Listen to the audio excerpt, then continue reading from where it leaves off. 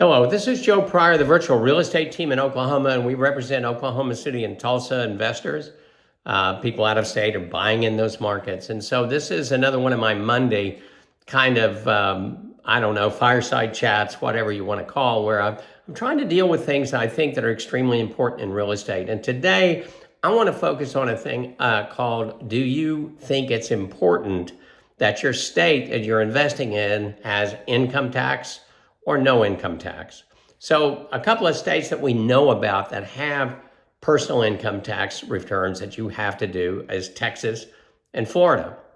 But here's the deal, guys, about investors. Let's first of all talk about the fact that all governments have to collect taxes. It's not just the IRS that people get mad about, but your state and local governments need the same thing too. So if we're going to fund infrastructure and we're going to do things for our citizens, if you don't have income tax, then what you're going to have to do is you're going to have to increase two things. One of which is sales tax, and the other is going to be property tax, and that's the one that can be the most destructive. So, for instance, if you're talking about the difference in in property tax versus, say, Texas or Florida, we're talking about half and sometimes even less. So that makes a huge difference in your cash flow. So in other words, if we have lower, and we have lower insurance here too, but if we have a lower property tax, then your return on investment is going to be better. So now let's go back to income tax. All right, so you're an investor from out of state and you want to buy in Oklahoma or Texas. And by the way, I'm not trying to trash Texas. I'm just trying to say what is real about what taxes do you have to pay. And so if you're an investor and you have a mortgage, guess what? You're going to have, say, a cash flow. Let's say it's $300 or $400 a month or $200 a month, whatever the positive cash flow is.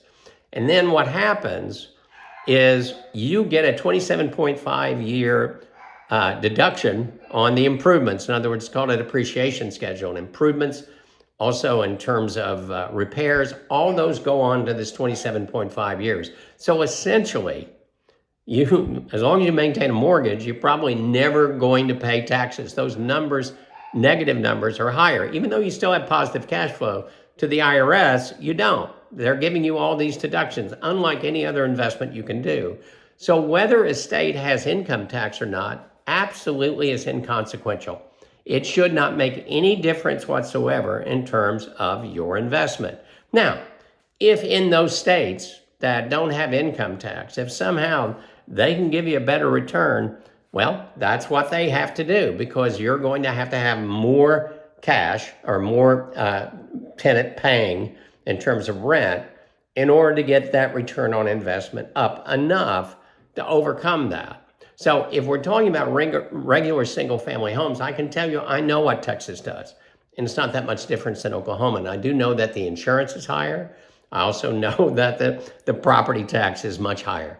So it's much more difficult. So normally when I see those, and we're talking about new construction, we're talking about good property, not crap property or foreclosed property, but really solid, middle-class, good property, then I can tell you that the return on investment is very much going to be affected by property tax and by insurance, but income tax has no bearing whatsoever of where you invest.